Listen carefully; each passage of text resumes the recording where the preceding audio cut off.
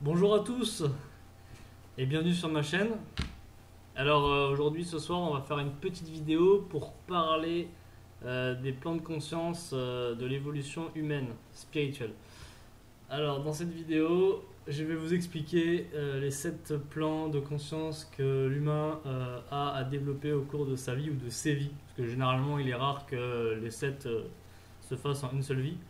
Même si ça peut être le cas, mais généralement quand on part tout en bas, il faudra généralement beaucoup de vie pour que ça puisse, pour qu'on puisse arriver tout en haut. Donc je vais vous énumérer les 7 plans de conscience spirituelle.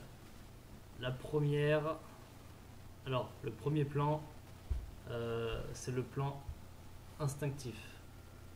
Ensuite, le second, c'est le plan de la conscience collective, qui est un plan émotionnel. Ensuite, le troisième vient le plan mental. Le quatrième vient le plan causal. Le cinquième, c'est le plan de la conscience suprême. Le sixième, c'est le plan bouddhique. Et le septième, c'est le plan divin. Donc, je vais vous détailler un petit peu ces 7 plans de conscience et vous expliquer un peu aussi pourquoi il est utile de les connaître. Car en fait, avec ces 7 plans de conscience, ça vous permet de pouvoir identifier aussi les gens à qui vous parlez. Alors c'est juste un outil, hein, mais c'est vraiment très bien pour savoir identifier les gens et savoir un peu à peu près savoir à qui on parle, sachant que tout n'est pas linéaire. Hein. C'est-à-dire que vous pouvez dans certains domaines avoir un plan de conscience assez élevé, et puis dans d'autres vous pouvez avoir un plan de conscience assez bas. Il y a des gens, ils ont un plan de conscience par exemple au niveau des qualités du cœur qui est assez haut, et puis par contre, par exemple, à tout ce qui est attachement, etc., sur des objets matérialistes, des valeurs matérialistes, ils vont être encore très primaires. Donc c'est pas linéaire, voilà, c'est pas linéaire du tout, donc faut pas non plus généraliser. Mais c'est quand même bien de savoir ces plans. Alors le premier plan, comme je vous l'ai dit, c'est le plan de l'instinct. Donc c'est là, celui-ci, c'est vraiment le plan de base, le plan le moins élevé.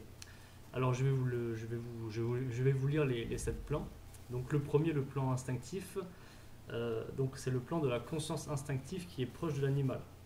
L'être sur ce premier plan est primitif et cherche avant tout à satisfaire ses besoins sexuels et ne connaît pas l'amour. Il est totalement inconscient. Voilà. Donc en gros, c'est proche, on est proche de l'animal en fait, hein. On est proche de l'animalité. Il est relativement primitif au point de vue spirituel. C'est un niveau essentiellement matérialiste. La personne qui se trouve à ce niveau se complaît dans le matériel, c'est-à-dire l'accumulation des biens et l'assouvissement de ses besoins primaires et des plaisirs des sens. De surcroît, elle est convaincue que la mort est une finalité, qu'après la mort il n'existe plus rien. Bien entendu, pour elle, l'existence de Dieu ou d'un être suprême quelconque n'entre même pas dans l'équation. Voilà. Donc celui-ci, lui, il est, on va dire que j'avais pas, je sais plus par rapport à ceux qui se posent des questions par rapport aux portails organiques. Les portails organiques, voilà, ils sont dans ce plan de conscience là. Voilà, les psychopathes, par exemple, vous allez avoir affaire à un psychopathe, il est dans le plan de conscience le plus bas. Donc il n'y a pas de, il y a aucune connexion, il n'y a rien du tout. Même tout ce qui est les plans de l'émotion, il ne connaît pas. C'est tout ce qui est les besoins de survie primaires et c'est tout. Donc voilà. Ensuite, on va passer au plan numéro 2. Donc le second plan, c'est la conscience collective. Alors, à ce niveau-là, la personne développe son sens des relations humaines. Elle est plus sélective dans le choix de ses partenaires, mais plusieurs peuvent lui convenir. Elle ne connaît pas encore l'amour véritable, mais le copie. Elle est possessive et considère son partenaire comme lui appartenant. L'ego est très fort à ce niveau. Ce plan est émotionnel, et c'est là que se situe la majorité de l'humanité de notre belle planète. Voilà. Il s'apparente aussi beaucoup au premier. Les possessions matérielles sont encore dirigeantes, une pierre angulaire dans la vie de ces personnes. L'assouvissement des sens tient encore une place prédominante. Ces personnes ont d'ailleurs tendance à croire que la valeur des gens est proportionnelle aux biens qu'ils possèdent. Par contre, dans la majorité des cas, les personnes du second niveau d'évolution ou de conscience croient en l'existence d'un Dieu suprême. Mais elles ont aussi tendance à créer un Dieu qui sert leur intérêt. Leur spiritualité est très rudimentaire et par conséquent, leur image de Dieu l'est aussi. On pourrait dire que ces personnes croient en Dieu au cas où celui-ci existerait. Cela dit, des personnes adoptent ou entendent adopter une ligne de conduite non déduite de principe. Donc voilà, donc on a affaire à des gens qui sont très ancrés dans l'émotionnel, qui agissent sous l'émotion et alors eux, ces gens-là, bah, ils sont souvent dans le schéma du triangle de Cartman, quoi, victime, bourreau, sauveur, vous connaissez? Bah voilà, c'est des gens qui sont axés très là-dedans et on est très limité et s'ils croient en un dieu, ça sera forcément un dieu punisseur parce qu'ils se sentent victimes de tout en fait. Donc voilà. Et ça, c'est le plan de la masse. La masse est là-dedans en fait. La masse est dans le plan numéro 2. Ensuite vient le plan numéro 3. Alors celui-ci, c'est les élites. Les élites sont dans ce plan-là, c'est le plan mental. L'individu situe son JE, il commence à s'individualiser. C'est le plan du pouvoir personnel, de l'énergie, des idéologies religieuses, politiques, économiques. C'est le plan des leaders, justement. Il fonctionne selon la dualité du mental, amour, haine, dominant, dominé, etc. etc. C'est l'amour-échange qui n'est pas le véritable amour, mais s'en approche. C'est le plan de la prise de conscience, de la réflexion. L'individu à ce niveau élargit ses connaissances soit en ésotérisme, en spiritualité. Il prend conscience qu'il existe une autre dimension. À ce niveau, on rencontre des gens qui accordent encore une certaine importance à l'aspect matériel, mais tout en croyant sincèrement en quelque chose.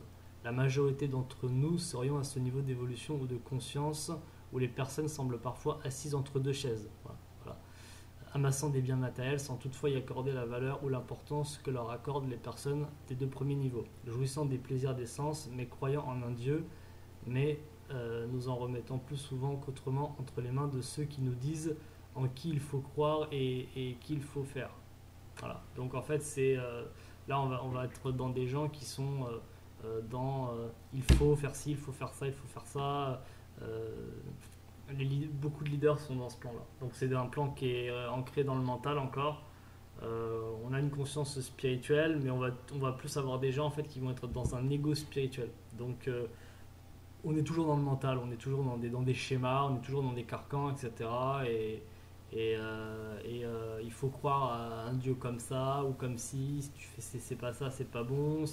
Et si tu fais pas ça, je t'aime pas. Si tu fais ça, je t'aime bien.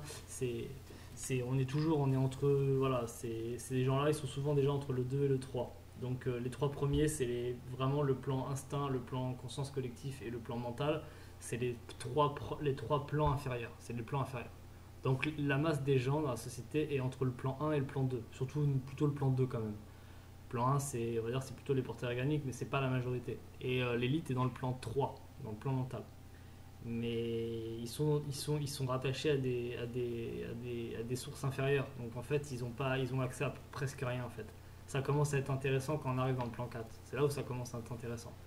Donc le quatrième plan est le plan causal. Donc c'est le plan où vous pouvez vous connecter à votre âme. À ce niveau, vous pénétrez dans la partie de l'âme, celle de l'amour spirituel. À ce niveau, vous pouvez vivre l'amour avec une âme sœur. Votre partenaire est tellement proche de vous qu'il n'y a aucun effort à faire. Aucune concession, l'amour c'est la fusion, c'est le plan des créateurs, des artistes qui expriment la beauté sous toutes ses formes. À ce niveau, on a envie de donner et d'être. Ce niveau marque aussi le début d'une certaine spiritualité. Les personnes qui ont atteint ce niveau ne sont plus préoccupées par l'accumulation des biens. Elles n'ont plus besoin de ce genre de preuves pour prouver leur importance ou justifier leur existence. Elles apprécient les plaisirs des sens sans toutefois se laisser dominer par leurs émotions ou leurs passions. Elles perçoivent la totalité de leur nature et elles sont conscientes du lien qui existe entre le physique, l'intellect, les émotions et la spiritualité. Et elles assument leurs responsabilités de leurs pensées, de leurs sentiments et de leurs actes. C'est le début de l'universalité de la conscience. Quand on arrive à ce plan-là, ça commence à être pas mal. On commence à arriver à un stade qui commence à être intéressant. Ensuite vient le plan 5, donc le plan de la superconscience.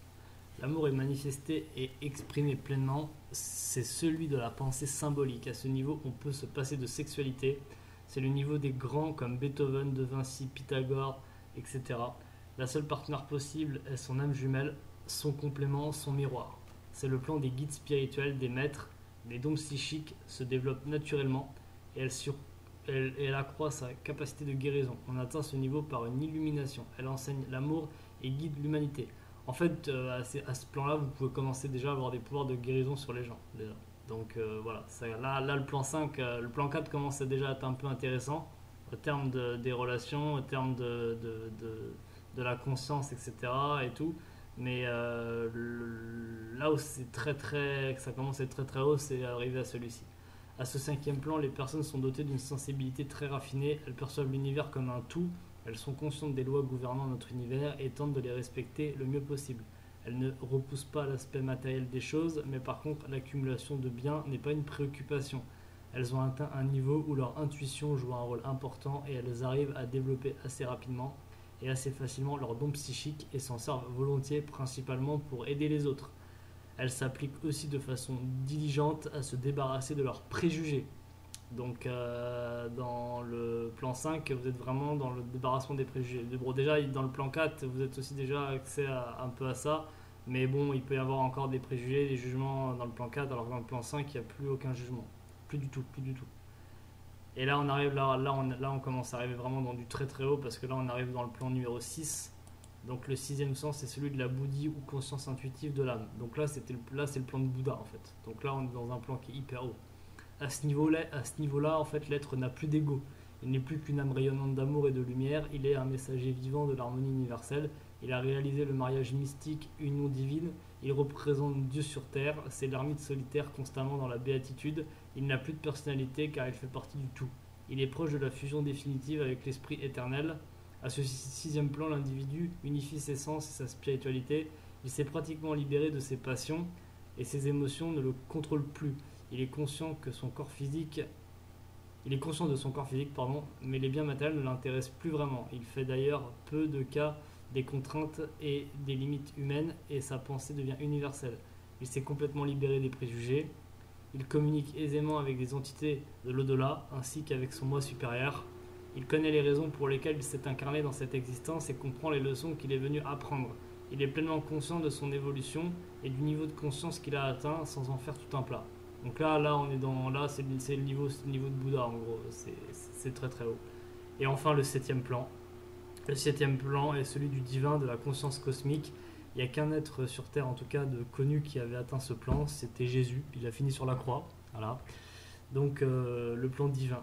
Donc le plan divin, à ce plan-là, le corps s'embrase, le feu monte dans les canaux éthériques et l'énergie divine vous transforme en être de lumière.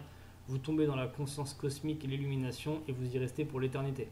Il s'agit donc du niveau le plus élevé de l'évolution humaine. La personne qui y accède n'a plus qu'une préoccupation spirituelle, rien d'autre n'existe à ses yeux. Cette personne se situe en quelque sorte entre la matière et Dieu. Il n'est plus question pour elle de suivre les lois divines comme telles parce qu'elles font partie de sa nature intrinsèque. Cette personne est ce qu'on qualifie habituellement de maître, d'initié, c'est-à-dire quelqu'un qui a réussi la parfaite harmonisation entre le corps, l'esprit et l'âme. C'est un état très rare, oui. Je pense que cet article pourrait éclairer ou aider aussi les personnes qui ont des problèmes relationnels et sentimentaux. Voilà. Donc c'était la petite vidéo par rapport aux 7 plans de conscience, aux 7 plans de conscience spirituelle. Donc c'est quand même intéressant de les savoir, c'est intéressant de les noter. Après c'est un outil hein, bien sûr, mais ça vous permet aussi de savoir quand vous parlez à des gens, que vous apprenez à les connaître, à peu près à savoir à quelle personne, sachant que comme je vous le dis la plupart des gens sont dans le plan 2, ça vous permet de savoir à peu près le niveau d'éveil de la personne. Encore une fois, c'est pas linéaire. Vous pouvez avoir certains traits qui sont peut-être dans le plan 4, voire peut-être même dans le plan 5. Et puis vous pouvez, par exemple, je sais pas, vous pouvez avoir un mec qui est hyper éveillé sur plein de choses. Par contre, sur le plan sexuel, il est encore au stade primate. Il pourrait se taper n'importe qui, quoi. Ou sur le plan alimentaire, sur le plan matériel, il est très attaché encore à l'argent, etc. Donc c'est pas linéaire, c'est vraiment pas linéaire. Voilà. Donc après, il ne faut pas juger, c'est juste vraiment un outil qui permet d'analyser. Et ça vous permet aussi de savoir un peu vous où vous en êtes et aussi pour savoir avec quel genre de personne vous voulez être. Parce que si vous êtes dans le plan 4 par exemple et que vous passez votre temps avec des gens qui sont dans le plan 2, ben vous n'allez pas avancer en fait. Vous allez passer votre temps à régresser. C'est-à-dire que les gens qui sont dans le plan 2, ce qui représente quand même la masse, la seule chose qu'ils veulent, eux, c'est plus de pouvoir d'achat, c'est plus d'argent pour pouvoir acheter plus de biens matériels, c'est tout. Ils veulent pas plus, ils veulent juste ça et puis peut-être éventuellement plus de reconnaissance sociale et puis c'est tout. Et plus de reconnaissance sociale par rapport à leurs proches et plus de biens matériels, ils veulent juste ça. et parce qu'ils sont encore dans le plan, ils sont dans un plan qui est hyper bas. Et vous, si vous êtes dans le plan causal, par exemple, bah, vous n'êtes pas du tout attiré par ça. Ou alors après, si vous aimez peut-être les biens matériels, ça sera des plaisirs qui seront appréciés sans être dans l'attachement. Et c'est pas forcément quelque chose qui vous est primordial. Donc c'est bien important de savoir où vous vous situez et de savoir aussi les gens avec qui vous vous entourez. Parce que bon, quand vous êtes dans le plan 4 par exemple, vous allez passer une soirée avec des gens qui sont dans le plan 2, ils vont parler que de leurs problèmes matériels, que de leurs problèmes de ci, parce qu'il n'y a que ça qui les intéresse. Et vous, vous êtes plus là-dedans, donc en fait, c'est bien, mais ça va vous faire chier, en fait, vous allez passer une soirée de merde, ça va vous saouler. Donc c'est intéressant de savoir les 7 plans de conscience de l'évolution humaine au niveau de la conscience spirituelle pour savoir déjà identifier les gens. Encore une fois, je le répète, c'est qu'un outil, mais ça permet de savoir un peu déjà vous où vous en êtes. Et ça permet aussi de savoir un peu identifier les gens, etc. Et savoir aussi un peu comment vous entourer. Donc c'est quand même important de souligner ça. Voilà, j'espère que cette vidéo vous aura aidé. Je vais enchaîner juste après sur une autre vidéo en fait où je vais expliquer pourquoi en fait les choses mettent beaucoup de temps à changer et pourquoi par rapport aux gilets jaunes, etc. Pourquoi ça va mettre beaucoup de temps et par rapport au plan de conscience justement si on veut avoir un monde meilleur, pourquoi pour l'instant c'est quand même compliqué et que les choses mettront beaucoup de temps à changer. Donc voilà, j'espère que vous avez aimé cette vidéo. N'hésitez pas à commenter, n'hésitez pas à vous abonner et n'hésitez pas à liker. Et je vous dis à tout de suite pour une vidéo suivante. Voilà, à bientôt.